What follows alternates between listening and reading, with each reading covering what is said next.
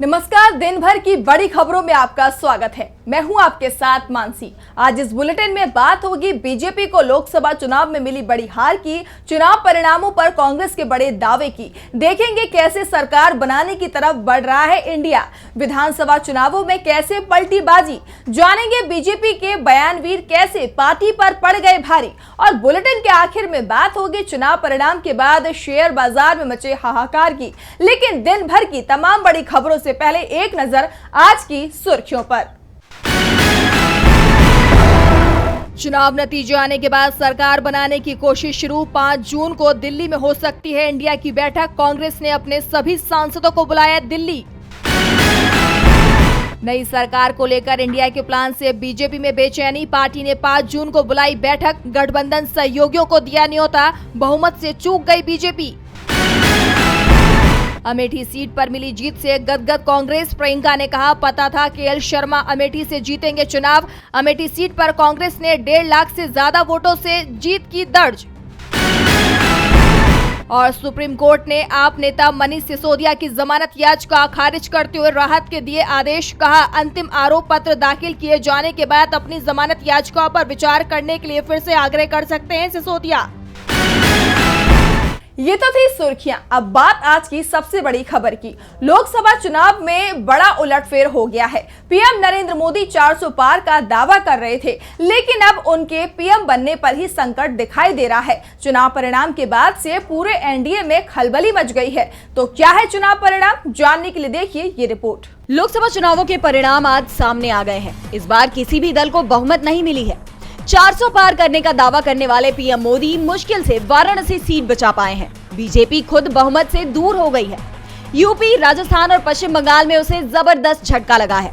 543 सीटों के घोषित परिणामों में बीजेपी को सिर्फ 239 सीटों पर जीत मिली है। पार्टी बहुमत के आंकड़े से 33 सीट पीछे रह गई है। ऐसे में अब जोड़ तोड़ की संभावना से इनकार नहीं किया जा सकता। वैसे एनडीए को 285 सीटों पर जीत मिली है, लेकिन जिस तरह का बहुमत इस बार एनडीए के साथ दिखाई दे रहा है, उसमें स्थिर सरकार नहीं दिख रही। एक तरफ बीजेपी को जबरदस्त घाटा हुआ है, उसकी सीटें 60 से भी ज्यादा घट गई हैं, तो कांग्रेस ने अपनी सीटों की संख्या दोगुनी कर ली है। कांग्रेस को 100 सीटों पर जीत मिली है। इंडिया गठबंधन 235 सीट जीतने में कामयाब रहा है। वैसे बहुमत से बीजेपी 33 सीट दूर है, तो इंडिया गठबंधन 37 सीट। सबसे बड़ा खेला तो यूपी में हुआ, जहां सपा और कांग्रेस गठबंधन ने बीजेपी को दूसरे नंबर पर धकेल दिया। इस गठबंधन ने 43 सीटों पर जीत हासिल की है। पश्चिम बंगाल में ममता बनर्जी ने बीजेपी से 6 सीटें छीन ली हैं और उसे 12 सीटों पर सीमित कर दिया है। केरल में बीजेपी को सिर्फ 1 सीट मिली है, जबकि इंडिया गठबंधन ने 19 सीटें जीती हैं। तमिलनाडु की 39 में से 38 सीटें इंडिया गठबंधन को मिली है। राजस्थान में भी इंडिया गठबंधन 25 में से 11 सीटें जीतने में कामयाब रहा। बीजेपी को अपने ही गढ़ में हार मिली है। सिर्फ गुजरात, एमपी और बिहार ने बीजेपी को सहारा दिया। अब की बार 400 तो दूर, बहुमत ही पार नहीं हो पाया। तो दूसरी तरफ चुनाव परिणाम आने के बाद कांग्रेस मुख्यालय में जबरदस्त खुशी दिखाई दे रही है। वैसे जिस तरह से इस चुनाव में मीडिया का रोल रहा, उस पर विपक्ष ने जरूर सवाल उठाए। चुनाव परिणामों को लेकर कांग्रेस मुख्यालय पर पार्टी के दिग्गज नेता जुटे और बीजेपी पर जमकर निशाना साधा। आज लोकसभा चुनाव के नतीजे सामने आ गए। इन नतीजों में पिछली बार की तुलना में कांग्रेस ने बड़ी छलांग लगाई। 2019 की तुलना में इस बार कांग्रेस के वोट शेयर में जबरदस्त इजाफा हुआ। इसी सिलसिले में आज कांग्रेस ने प्रेस कॉन्फ्रेंस की।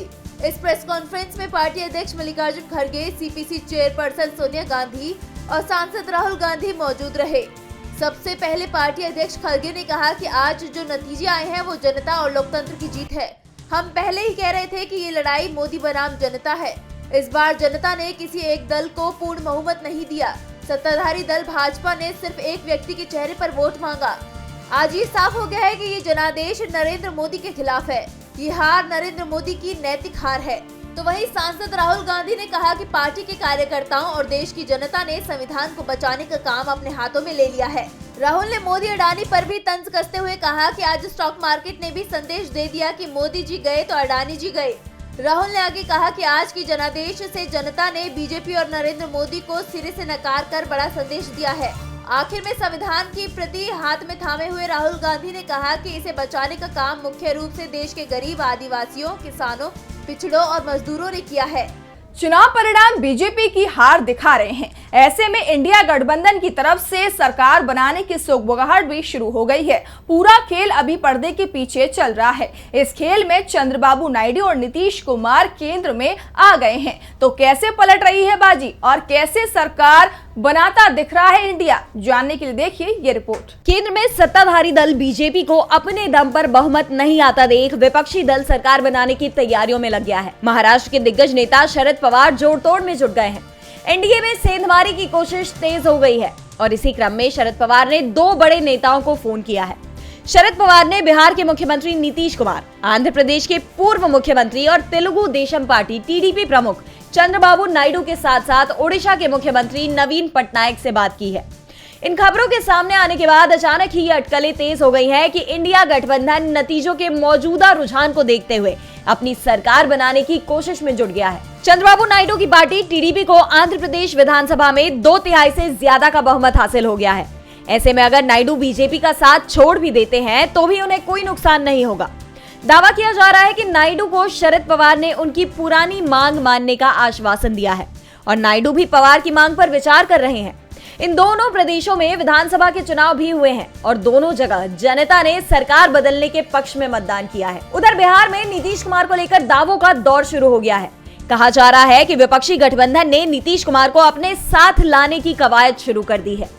नीतीश कुमार की पार्टी जेडीयू भी एनडीए का हिस्सा है और उसे बिहार में अपने दम पर 14 सीटें मिलती दिखाई दे रही हैं। अगर टीडीपी और जेडीयू को मिला दे तो कुल 30 सीटें होती हैं। अगर ये दोनों दल पाला बदलकर विपक्षी खेमे में चले जाएं तो एनडीए को बड़ा झटका लग सकता है। हालांकि पवार ने कहा कि उन्होंने किसी से बात नहीं की है। केंद्र की सत्ता बीजेपी के हाथ से फिसल सकती है, लेकिन विधानसभा चुनावों ने जरूर उसे राहत दे दी है। बीजेपी ने उड़ीसा में अकेले अपने दम पर बहुमत हासिल कर लिया है, तो आंध्र प्रदेश में उसकी गठबंधन सहयोगी टीडीपी 2/3 से ज्यादा सीट जीत गई है। तो कैसे रहे विधानसभा चुनाव में परिणाम, देखिए ये रिपोर्ट। देश में बदलाव की लहर चल रही थी और शायद इसको टीवी चैनल के एग्जिट पोल पहचान नहीं पाए, इसीलिए उनके हर अनुमान गलत साबित हुए। करीब 25 साल से उड़ीसा की सत्ता पर काबिज नवीन पटनायक हो या फिर आंध्र प्रदेश में 2019 के चुनाव में प्रचंड जीत के साथ जीतने वाले जगन मोहन रेड्डी, दोनों को ही करारी हार का सामना करना पड़ा है।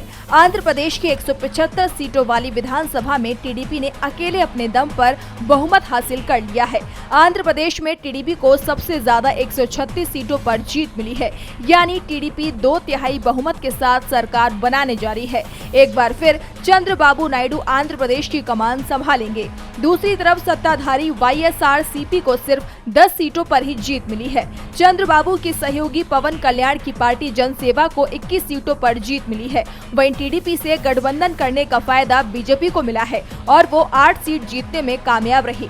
दूसरी तरफ सबसे बड़ा झटका नवीन पटनायक को लगा है। चुनावों के ऐलान से पहले बीजेपी नवीन पटनायक के साथ गठबंधन की कोशिश में जुटी हुई थी। यहां तक कि वो उड़ीसा में पटनायक को अपना नेता भी मानने को तैयार थी, लेकिन सीटों के बंटवारे पर बात नहीं बन पाई और जनता ने बीजेपी के साथ प्यार और तकरार का खेल खेलने वाले नवीन पटनायक के साथ ही खेला कर दिया। पीएम मोदी को अपना दोस्त बताने वाले पटनायक सत्ता से बाहर हो गए और उन्हें दिल्ली में बीजेपी का साथ देने की कीमत बीजेपी के हाथों राज्य की सत्ता गंवाने के रूप में चुकानी पड़ी। उड़ीसा की 147 सीटों में से बीजेपी 69 सीटें जीतकर बहुमत हासिल कर चुकी है, तो नवीन पटनायक की बीजेपी को 45 सीटें मिली है। कांग्रेस को भी 13 सीट जीतने में कामयाबी मिली है। इसके साथ ही अब उड़ीसा में सबसे लंबे समय तक सीएम रहने वाले नवीन पटनायक की सत्ता का अब अंत हो गया है। विधानसभा चुनाव में भले ही बीजेपी को जीत मिल गई हो, लेकिन उसके बयानवीर नेताओं ने पूरे चुनाव में उसकी परेशानी को बढ़ाए रखा। चुनाव आयोग का तो डर वैसे भी इस बार बीजेपी नेताओं के मन में नहीं था, लेकिन जनता ने ऐसे नेताओं को जो संविधान का मखौल उड़ा रहे थे, उन्हें जरूर सबक सिखा दिया है। लोकसभा चुनाव का शोर बस थम ही चुका है। अब जगह जगह जीत का बिगुल बज रहा है। इस बीच सबकी निगाहें कुछ प्रमुख चर्चित सीटों पर लगी रही, जिसमें पहला नाम था प्रज्वल रेवन्ना का। कर्नाटक की हासन सीट से जेडीएस प्रत्याशी व कर्नाटक सेक्स स्कैंडल मामले में आरोपी प्रज्वल रेवन्ना को लेकर चर्चाएं काफी तेज रही। प्रज्वल के खिलाफ जनता में काफी आक्रोश है और चुनाव परिणामों पर भी इसका असर दिखाई दिया। हासन सीट से कांग्रेस प्रत्याशी श्रेयस पटेल ने प्रज्वल को 42,000 से भी ज्यादा वोटों से मात दी। तो वहीं लखीमपुर खीरी सीट पर भी किसानों के आक्रोश का असर दिखाई दिया। इस सीट से बीजेपी उम्मीदवार अजय मिश्र टेनी के बेटे आशीष मिश्र पर किसान आंदोलन के दौरान धरना कर रहे किसानों पर गाड़ी चढ़ाने का आरोप था। बीजेपी के खिलाफ किसानों की नाराजगी का यह अहम मुद्दा रहा और अब टेनी को इसकी कीमत चुकानी पड़ी अपनी सीट गंवाकर। खीरी सीट से टेनी के खिलाफ सपा प्रत्याशी उत्कर्ष वर्मा मधुर को बड़ी जीत मिली है। तो यूपी की फैजाबाद अयोध्या सीट पर भी कांग्रेस के संविधान के मुद्दे के सामने बीजेपी का राम मंदिर मुद्दा भी फेल हो गया है। 400 सीट को लेकर संविधान बदलने का दावा करने वाले बीजेपी प्रत्याशी लल्लू सिंह को भी जनता ने नकार दिया है। यहां से समाजवादी पार्टी के अवधेश प्रसाद को जीत मिली है। तो मुस्लिमों पर विवादित बयान को लेकर चर्चे में रही नवनीत राणा भी महाराष्ट्र की अमरावती सीट पर कमल नहीं खिला पाई।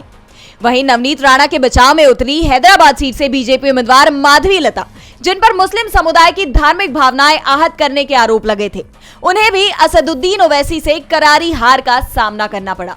विवादित बयान देने वाले अधिकांश नेता चुनाव हार गए, तो लोकसभा चुनाव में किसी भी तरह जीत हासिल करने की बीजेपी की कोशिश को भी जनता ने जबरदस्त झटका दे दिया है। इंदौर की सीट पर बीजेपी के दबाव में कांग्रेस उम्मीदवार ने नामांकन वापस ले लिया था, जिससे जनता का गुस्सा कांग्रेस के खिलाफ दिखा और यहां नोटा ने रिकॉर्ड बना दिया। मध्य प्रदेश की इंदौर सीट के नतीजे सामने आ चुके हैं। यहाँ कमल खिला है। बीजेपी के शंकर लालवानी ने इंदौर से 10 लाख से ज्यादा के भारी अंतर से जीत हासिल की है, लेकिन इंदौर सीट की चर्चा नोटा की वजह से हो रही है।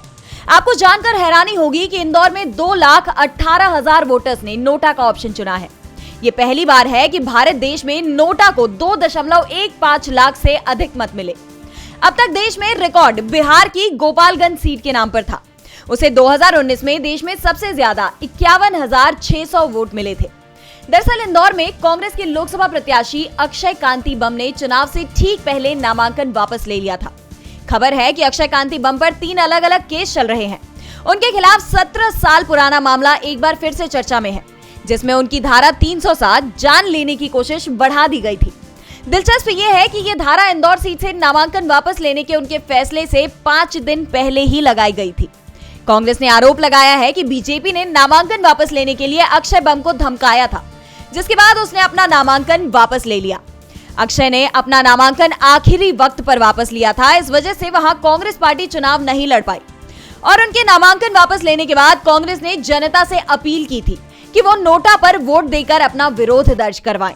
कांग्रेस ने नोटा का प्रचार कर इसके लिए एक अभियान भी चलाया, जिसके बाद से बीजेपी का मुकाबला कांग्रेस समर्थित नोटा के साथ था। और बुलेटिन के आखिर में बात शेयर बाजार को लगे झटके की। पीएम मोदी ने दावा किया था कि 4 जून को शेयर बाजार ऊंची उड़ान भरेगा, लेकिन मोदी के वादों की तरह उनका ये दावा भी जुमला निकला। शेयर बाजार में तो आज हाहाकार मच गया। तो कैसे बिगड़ा बाजार का मूड, देखिए ये रिपोर्ट। एक तरफ लोकसभा चुनाव के नतीजों ने सभी राजनीतिक दलों की धड़कनें बढ़ा रखी हैं, तो वहीं दूसरी तरफ कारोबार शुरू होते ही शेयर बाजार ने भी सबकी नींद उड़ा दी। लोकसभा चुनाव के एग्जिट पोल और परिणामों में काफी अंतर देखा गया।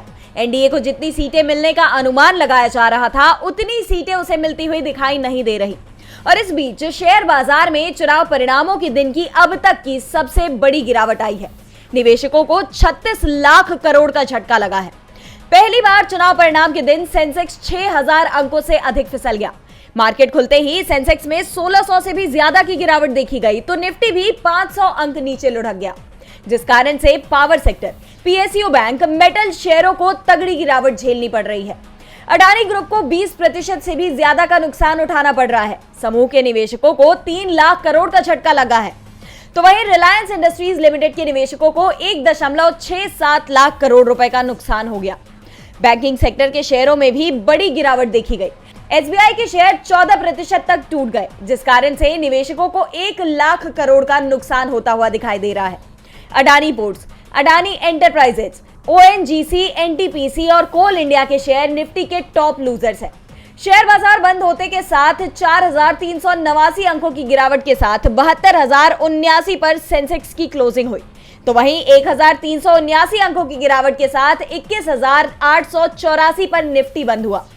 शेयर बाजार के कारोबार को लेकर विपक्ष के नेताओं ने एग्जिट पोल पर सवाल उठाए हैं। आप सांसद संजय सिंह ने कहा कि एक बात तो साफ हो गई कि एग्जिट पोल शेयर बाजार की दलाली के लिए किया गया था। तो आज इस बुलेटिन में इतना ही। आप देखते रहिए डीबी लाइव। नमस्कार।